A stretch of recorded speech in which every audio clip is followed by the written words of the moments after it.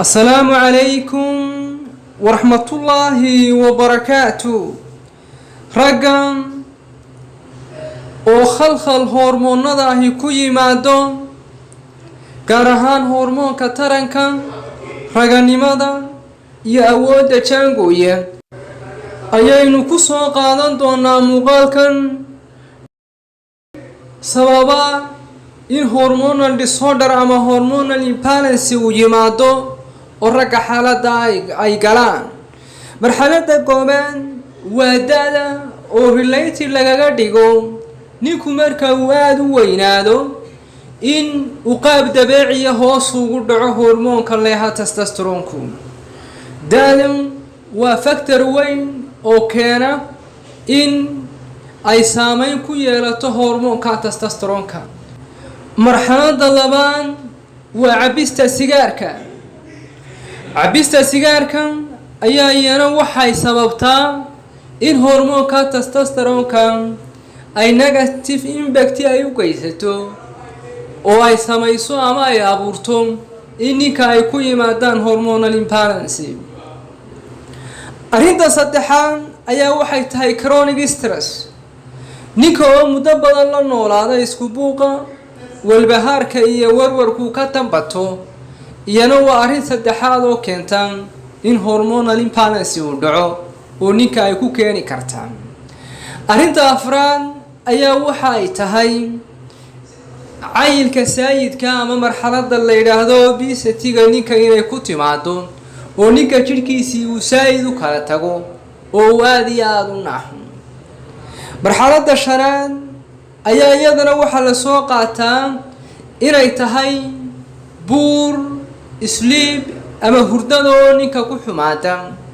hurdada oo ninka markaas ku xumaata ama hurdo fiican oo ninku aanu helin ama hurdadoo ninka ka tagta ama ka khalkhasha. arrinta lixaad ayaa waxaa iyadana la soo qaataa inay tahay medical condition kale inay jirto oo xaalada caafimaad darro ninka markaa ay ku qasbayaan ama xaaladaha ay ku keenayaan. arrinta toddobaad ee la soo qaato ayaa waxay tahay in poor nutritionka ninka ay ku keenaan hormonal imbalance ama hormonal disorder inay ku keeni karaan.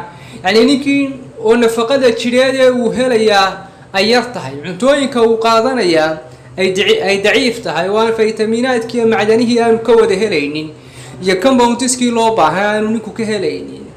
toddobadaas ayaa waxay yihiin toddobada shay ee loo sababeeyo in ninka hormonal imbalance uu ku dhici karo.